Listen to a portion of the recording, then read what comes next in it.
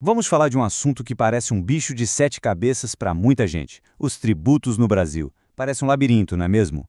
Mas a verdade é que, se a gente organizar tudo em 5 grandes famílias, o sistema todo começa a fazer sentido.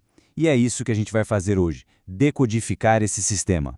Pois é, essa é a pergunta de R$ 1 milhão, não é mesmo? A gente paga tributo em quase tudo que faz, mas nem sempre dá para entender a lógica por trás de cada cobrança. A ideia hoje é justamente esclarecer isso de uma vez por todas. Então, bora mergulhar nisso.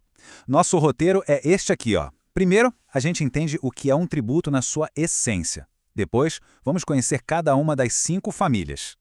Aí a gente foca na confusão mais clássica que existe entre impostos e taxas, passa pelas cobranças mais raras e fecha com as contribuições especiais, que são um mundo à parte. Para começar, a gente precisa construir a base. Afinal, o que, legalmente falando, faz com que uma cobrança seja chamada de tributo? A resposta para isso está lá no nosso Código Tributário Nacional. A definição parece meio técnica, um pouco de juridiquês, mas a ideia por trás dela é bem simples. Tributo é uma grana que a gente é obrigado, por lei, a pagar para o Estado. E aqui tem um detalhe fundamental: não é uma multa ou uma punição por algo errado que foi feito, ok? Olha que interessante, isso aqui resume o famoso artigo 3º do Código. Para ser tributo, tem que passar por esse checklist de 5 pontos. Tem que ser em dinheiro, é obrigatório, não é castigo e mais, precisa ter uma lei criando ele e o agente público, o fiscal, não tem opção de cobrar ou não. Ele é obrigado a cobrar. Beleza. Com essa definição bem clara na cabeça, a gente pode avançar para o coração da nossa análise. O Supremo Tribunal Federal, que é quem dá a palavra final sobre isso, organiza todos os tributos em 5 categorias, ou como a gente vai chamar aqui, 5 famílias. E aqui estão elas. Dá para pensar nelas como se fosse uma caixa de ferramentas do governo, sabe? Cada uma dessas ferramentas, impostos, taxas, contribuições e empréstimos, tem um propósito e um jeito muito específico de funcionar.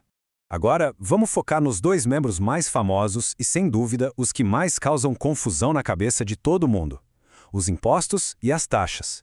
Entender a diferença entre esses dois é a chave para decifrar a maior parte do que a gente paga no dia a dia. A diferença crucial é essa aqui, gente. Impostos, como o de renda ou o IPTU, não têm uma contrapartida direta. O dinheiro vai para um caixotão geral do governo para pagar saúde, educação, segurança, tudo. Já as taxas, não. A gente paga uma taxa, tipo a de coleta de lixo, em troca de um serviço específico e bem definido.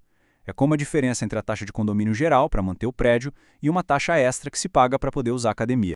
E para não restar nenhuma dúvida, olha só o que diz essa decisão do STJ. Ela deixa claríssimo: só porque alguém paga o IPTU, não dá para exigir que a prefeitura vá lá e asfalte a rua da frente de casa. O dinheiro do imposto não tem essa ligação direta, não tem esse carimbo. E só para não complicar, tem mais um conceito parecido: a tarifa, mas a diferença é gigante. A taxa é um tributo, é obrigatória, tipo a taxa para emitir um passaporte. Já a tarifa é um preço. A gente paga se quiser usar o serviço, como a conta de luz ou de água. É uma relação de consumo, não tributária. Certo, já passamos pelos mais comuns. Agora vamos dar uma olhada naquelas ferramentas que o governo tira da caixa mais raramente, mas que são super importantes quando aparecem: as contribuições de melhoria e os empréstimos compulsórios. A lógica aqui é bem direta, é quase um toma lá da cá. Se o governo faz uma obra, tipo um parque novo, e essa obra valoriza um imóvel particular, nada mais justo que o dono desse imóvel ajude a pagar uma parte da conta, certo? Mas atenção, o valor a ser pago é limitado tanto pela valorização do imóvel quanto pelo custo total da obra. Agora, essa aqui é uma ferramenta que só sai da caixa em situações extremas mesmo. Em casos de emergência nacional, como uma guerra ou uma calamidade pública de grandes proporções, a União pode obrigar as pessoas e as empresas a emprestarem dinheiro para o governo. Mas calma, não é uma ferramenta que pode ser usada de qualquer jeito. As regras são super rígidas.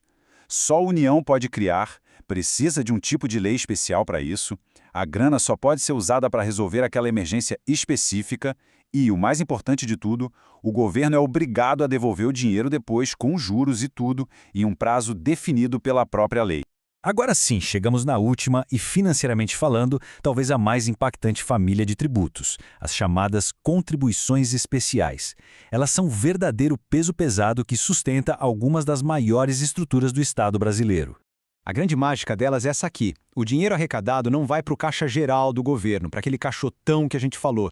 Ele já tem um destino certo, um destino carimbado por lei para financiar um objetivo bem específico. É essa destinação que define tudo para essa família. E elas estão por toda parte, financiando desde a Seguridade Social, com gigantes como o PIS e COFINS, que bancam aposentadorias, seguro-desemprego e saúde, até a fiscalização de profissões como medicina e engenharia e a iluminação pública da nossa cidade, que é paga pela COSIP. Essa é a grande questão, né? Se o dinheiro é carimbado, ele nunca, jamais pode ser usado para outra coisa? Bom, a resposta não é tão simples assim. Esse número representa basicamente a margem de manobra que o governo federal possui. Ele pode, sim, remanejar uma parte bem relevante da arrecadação de algumas dessas contribuições. O nome desse mecanismo é DRU.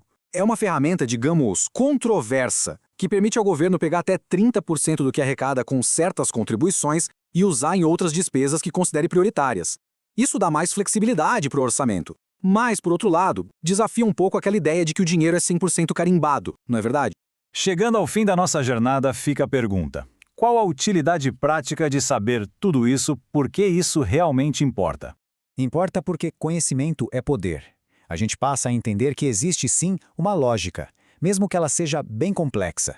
Passamos a saber a diferença entre exigir um serviço por uma taxa que pagamos e entender que o imposto financia o bem de todos. Isso nos capacita a debater melhor e a cobrar de forma mais inteligente e eficaz. E para a gente fechar, fica aqui uma reflexão. Depois de conhecer as 5 famílias dos impostos gerais que vão para um caixão único, até as contribuições que têm um destino certo, qual delas parece ter o maior impacto, a maior presença no dia a dia de cada um? A resposta diz muito sobre como o nosso Estado se financia e como ele interage com a sociedade.